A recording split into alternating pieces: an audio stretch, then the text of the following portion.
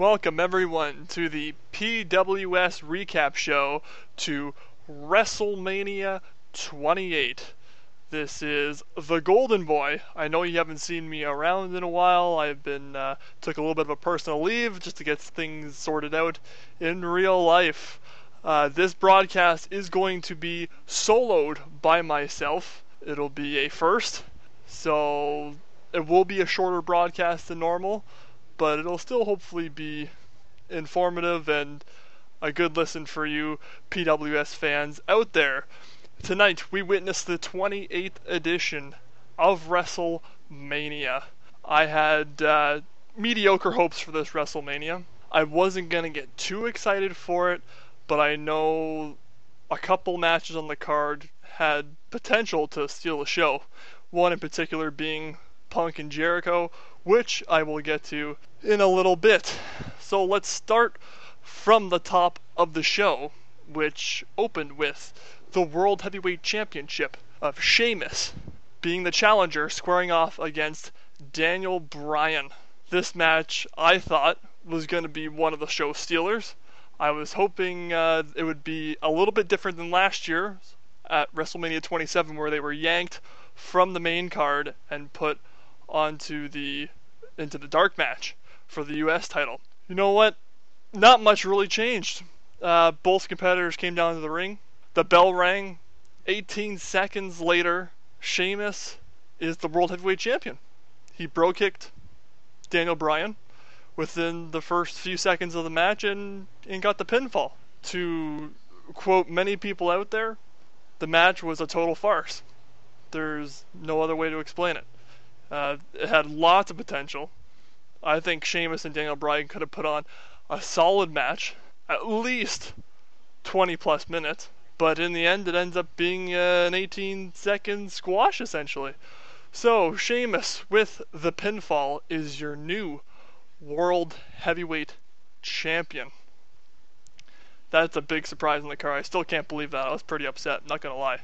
As were a lot of the PWS fans out there, that it lasted so short for the World Heavyweight Championship. This is your second world title on both programs, finishing in under 20 seconds in that fashion. It is not helping the credibility of the champion, and it's not helping the credibility of the title as a whole, the World Heavyweight Championship. It's just not helping whatsoever. From that match, we moved on to Randy Orton versus Kane. Once again, I expected a mediocre match out of this. You can only expect so much from Orton and Kane. They worked it pretty well. I worked it as I expected them to work it. Decent back and forth action, solid psychology in the ring. This match led to Kane getting the victory over Randy Orton. I kind of find this a little bit of an upset, actually. I thought for sure Orton was going to go over. But it's nice to see Kane get a big win here at WrestleMania over Randy Orton. That's another notch to put under his belt for the illustrious career that he's had with his World Championship wins. The match then went forward to the Intercontinental Championship match with challenger Big Show squaring off against the champion Cody Rhodes. I had not too high hopes for this match. I mean, Rhodes can only work with Big Show so much, but it turned out okay. And I mean, every time I watch that new white Intercontinental Championship come down to the ring, it makes my night. That's just one beautiful belt. I'm sorry, I mentioned a lot. I am the Golden Boy. This is why they call me Golden. But the match started, it was back and forth. Big Show had the upper hand, because I mean, come on now. They gotta make it believable that he's going to be dominating for most of the match, considering the size difference. But Rhodes put up a bit of a fight. Inevitably ended up being Big Show hitting the knockout punch on Cody Rhodes to win the Intercontinental Championship for his first time. And now Big Show has virtually won every championship that the WWE has to offer. So he is a Triple Crown champion and also a Grand Slam champion. Congratulations go out to Big Show. Even though I wanted to see Cody Rhodes win to help him further his push, but it wasn't didn't end up that way tonight. Hopefully, I can see within the next month, maybe on a SmackDown perhaps, the title changing hands once again back to Cody Rhodes. We will see how that unfolds in the next little while. The next match was kind of not quite a bathroom break match. Well, I mean, it was, but the next match that we had was a Divas tag team match. We saw Beth Phoenix and Eve squaring off against Maria Menounos and Kelly Kelly. This match was the one that the mainstream had its attention on a little bit, because Maria Menounos, of course, is one of the hosts on Extra, so I'm sure Vince was just salivating the fact that Maria was in the match, getting him all this mainstream coverage. The match was just a typical Divas match, nothing really spectacular. One thing to note, the only probably positive thing from the match was the top rope move that Kelly Kelly pulled off. She did a basically front flip, a senton, basically a senton, but onto the chest of Beth. It was a decent bump that Beth took.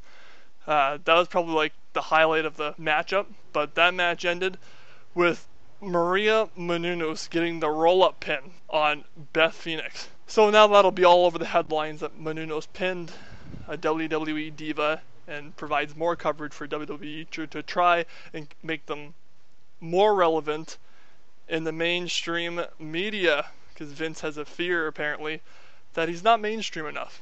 The next match on the card, we had Triple H versus The Undertaker with Shawn Michaels as a special guest referee inside Hell in a Cell.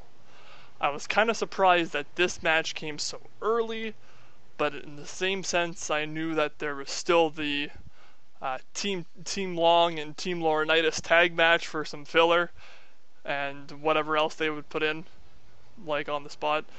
So the match got underway. It was their intros were the best of the night, as always. Triple H had a pretty decent intro. Undertaker always has a badass intro. That's just how it is. Over the last 20 years, the guy just never gets old. It is the one gimmick that has stood the test of time. I figured this match would be just as brutal as last year's match because of the minimal build-up. This year they did put a little more build-up, I will admit that. This year they did put a little more effort into the build-up than last year's. Because last year they broke the wellness policy with all the headshots, the steel chairs and whatnot to try and make up for the lack of story. So this year I was pleasantly surprised with the match that they pulled off. It went just close to, I believe, 40 minutes. It was definitely a very brutal, very physical contest. We saw during the match Triple H hit Undertaker with several, and I mean several is like an underestimation here. Hit Taker in the back with very violent chair shots. And you can see the welts on Taker's back from just the straight up abuse that he was receiving. I thought personally Triple H was gonna get some color. I thought he was gonna blade during the match. And then when he got hit with the steel stairs on the outside of the ring, I completely thought he was gonna cut himself there and boom. But instead, he had a nice little bruise, little gash above his eyelid, below his eyebrow. That was probably inflicted from chair shot or not chair shot, but the stair shot, I should say, or maybe the cage. Either way, Triple H was bleeding, was bruised, also had bruises on his back. It was a very physical match. We saw Shawn Michaels, Sweet Chin Music, The Undertaker. We saw multiple pedigrees, multiple tombstones, choke slams. It was a lot better match than Triple H and Undertaker 2 from last year. And the winner of this match, well, you could pretty much guess who wins this one. Undertaker continues the streak, the 20-0, by tombstoning Triple H for the 1, 2, 3. After the match, Shawn Michaels and Undertaker helped Triple H to the back. Basically helped him to the back. They had a little moment on the stage, looking at the crowd before they left. They all embraced, which was kind of nice to see because I mean they really got the hell beat out of them there tonight. So they went back, and that was a pretty solid match. I was expecting a lot less from it, and it surprised me, which was very nice. I do want to mention the attendance record was set tonight at Sun Life Stadium. They packed in 78,363 fans. Tickets were going on sale at StubHub today for $6, trying to fill up the seats because people weren't buying them. It was still not a sellout up until this morning. So that's got to be a little note for the WWE execs for next year. The next match after that was the I believe it was 12-man tag. Team Laurinaitis and Team Long. The winner of the tag match, their GM, would run both Raw and SmackDown. This match was, I think a lot of people were burned out from the Taker and Triple H match, so it was pretty quiet. Just the solid lunch pail effort from all the guys in the ring. We saw Kingston, Ryder, and Truth, I believe, go over the top rope to the floor to the Raw competitors on that one spot, but we saw the finish of The Miz hitting the skull-crushing finale on Santino for the 1-2-3, and John Laurinaitis is now the executive vice president of talent relations, as always, and now general manager of both Raw and SmackDown. So I guess he's just the general manager. They cut to some promos, some advertising, and then they led up to the WWE Championship match. The match that I feel stole the show tonight. We had the challenger, Chris Jericho, squaring off against the WWE Champion himself, CM Punk. This was one of the reasons why I bought WrestleMania 28, was for Punk and Jericho. It is just that is like almost a match made in heaven. I know it was going to be good. They pulled through. They put on a solid 30-minute bout. Great ring psychology. Awesome back and forth action. A lot of chain moves, chain reversals, chain pins, back and forth with the small packages. It was a really solid match. I think I would be saying I was expecting too much potentially, because who knows? Maybe they could have pushed it a little bit, but I'm happy with what I saw. It was definitely the match of the night, technical wise, psychologically. The fans were into it. It was a great match. Like, Jericho and Punk just were like peanut butter and jelly. I don't know how else to describe it. They just meshed really well. It was awesome for them to see them work together. 5-star match of the night. It ended up with Chris Jericho tapping out to the Anaconda Vice. So CM Punk is still your WWE champion. One thing I don't understand though, with all the promo videos that Chris Jericho had coming back in this whole end of the world business, he didn't win the Royal Rumble. He didn't win the WWE Championship at WrestleMania. So, what's up with that? I'm not sure. I don't know, the big build up for him to come back and nothing so far. So I don't know if they have anything planned for him in the future, or if he's going to go off on tour again with Fozzy. But I'm sure we'll see that as time rolls on. They had a little bit of a segment between Machine Gun Kelly and Flo Rida, just to fill in some space so that the fans can re-energize for the once-in-a-lifetime, the main event for WrestleMania 28. We saw John Cena square off against The Rock. I had pretty low hopes coming into this match, not going to lie. I saw Cena as the heavy favorite because of past history, of Rock versus Hogan, of Rock going over with Hogan. I thought history would repeat itself tonight and have Rock job to Cena, and then it would be almost like a similar thing.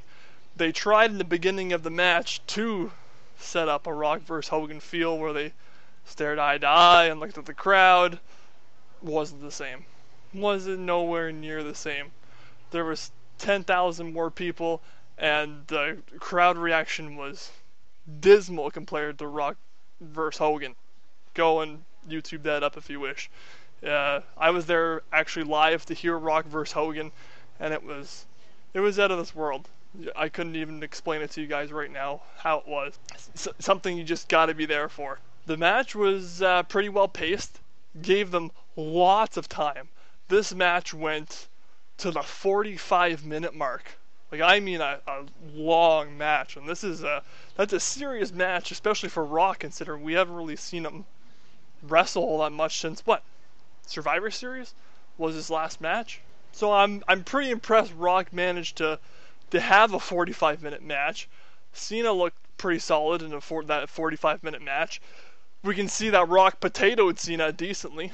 What I mean by potatoed is that Cena had a nice little swollen cheek and swollen eye, Rock throwing some stiff shots nonetheless to his face. Pretty physical match. It was nice back and forth. Decent ring psychology in there. Ring psychology is always important. That makes or breaks the match. We saw multiple finishers, close pinfalls. All you could want from a solid match, which I was pretty impressed with. And it even finished with The Rock getting up from Cena, attempting to put the people's elbow on The Rock. And The Rock springs up, hits the rock bottom, and manages to get the 1, 2, 3 on Cena in Miami, in his backyard, in front of 78,000 people. Myself, and I'm sure as well as a lot of PWS fans and wrestling fans out there, believe that this is an upset. Cena definitely should have won this match. I'm a huge Rock fan. I'll cheer for The Rock till I'm blue in the face over Cena. But it was almost too predictable for Cena to win. So they let Rock go over. He wins at WrestleMania 18 and 28 in 2 big matches. So what I'm thinking is they're going to have a 3-match series. Rock took the first one here on WrestleMania. I guess the next logical match would be Rock versus Cena at SummerSlam in LA, in Rock's technically other backyard of Hollywood. Have Cena go over Rock there, and then have the final rematch, the third bout, at WrestleMania 29 in East Rutherford, New Jersey, and then ultimately have Cena go over Rock next April. Overall, if I had to grade this pay-per-view, I think I would give it a solid B. I have to say, a B, just because a huge downgrade for the Sheamus and Daniel Bryan match only being 18 seconds when it had potential to be a solid 20-plus minute match. And the 2 big surprises that for me come out of WrestleMania that made this WrestleMania decent for me would be the Triple H versus The Undertaker match, which was surprising for me because it turned out much better than I expected, and the Rock Cena match. That turned out way better than I envisioned it. Way better. It was really well done, those 2 matches. I knew Punk and Jericho was a solid bang match of the night, over and done with. The other matches we knew wouldn't really steal the show, so we knew Punk and Jericho were number 1s. But like I said previously, reiterate it now, Triple H and Undertaker, Rock Cena, 2 biggest surprises for me on the night. This is the 20th edition of WrestleMania that sadly has come to a close on the 22-year anniversary of WrestleMania 6, which is sadly I still remember and was alive for. And once again, Rock Cena definitely didn't live up to Hogan Warrior. Definitely didn't live up to Rock Hogan. No way. Not a chance in hell. My final thoughts for this broadcast and going into, say, the Extreme Rules pay-per-view. I'm going to say the Extreme Rules pay-per-view is basically going to be a WrestleMania rematch, kind of like how Backlash used to be back in the day. So we're probably going to see CM Punk vs. Jericho again at Extreme Rules, which is not bad at all. That's going to be another stellar match. We are going to see Daniel Bryan vs. Sheamus again, hopefully in a longer match, or Sheamus is going to drop the belt before Extreme Rules on Raw. Sorry, not Raw, SmackDown. I call that too. one of those possibilities. I definitely do see a title change back to Bryan by the time Extreme Rules comes around.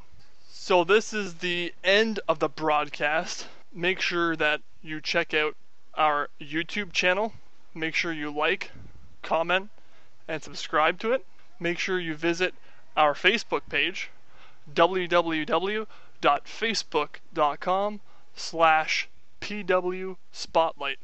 That's www.facebook.com/pwspotlight. This episode I thought was going to be longer than normal, but I soloed it by myself. I apologize if it's not up to par. I don't really have people to bounce ideas off of and whatnot, but I did my best. I pulled a Joey Styles, as we say. And this is the Golden Boy, and I will be seeing you folks later.